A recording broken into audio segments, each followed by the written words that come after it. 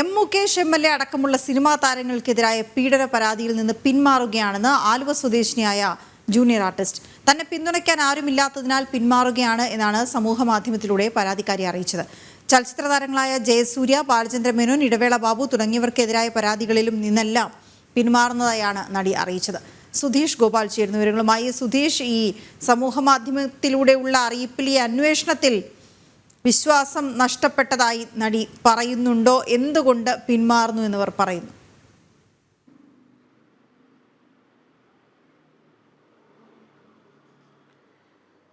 പിന്നെ യഥാർത്ഥ കാരണം ഈ പിന്മാറ്റത്തിന് പിന്നിൽ എന്താണെന്നത് ദുരൂഹമായി തന്നെ നിലനിൽക്കുകയാണ്. എന്നാൽ നടി വ്യക്തമാക്കുന്നത് താൻ ഈ സമൂഹത്തിലെ നന്മയ്ക്ക് വേണ്ടിയായിരുന്നു ഇത്തരം ഒരു പോരാട്ടവുമായി മുന്നോട്ട് വന്നത്. താൻ ഈ പരാതി നൽകുമ്പോൾ ഇനി ഒരു നടിമാരോടും അഡ്ജസ്റ്റ്മെൻറ്റ് ചെയ്യാൻ ആരും ആവശ്യപ്പെടരുതെന്ന ലക്ഷ്യമായിരുന്നു ഉണ്ടായിരുന്നത്. എന്നാൽ തന്നെ പോക്സോ കേസിൽ പെടുത്താനാണ് ശ്രമിക്കുന്നത്.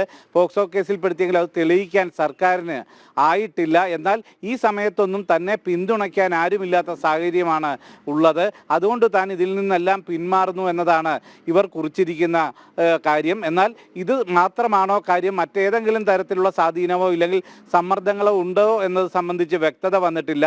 ഇങ്ങനെയുള്ള കേസിൽ നിന്നുള്ള പിന്മാറ്റം സംബന്ധിച്ച് അന്വേഷണ സംഘത്തെ, അതായത് ഇതിൻ്റെ അന്വേഷണ ചുമതലയുള്ള AIG ജി പൂങ്കുഴലിയെ അറിയിക്കുമെന്നതാണ് നടി വ്യക്തമാക്കിയിട്ടുള്ളത്. ഇതേ സാഹചര്യത്തിൽ തന്നെ ഈ കേസ് കേരള രാഷ്ട്രീയത്തിൽ തന്നെ വലിയ ചലനങ്ങളും പ്രശ്നങ്ങളും എല്ലാം ഉണ്ടാക്കിയതായിരുന്നു ഈ നടിയുടെ പരാതി. ഇതുമായി ബന്ധപ്പെട്ടും എം മുകേഷ് MLA അടക്കമുള്ളവരെ ചോദ്യം ചെയ്യുകയും അറസ്റ്റ് ചെയ്ത് ജാമ്യത്തിൽ വിട്ടിട്ടുള്ളതുമാണ്.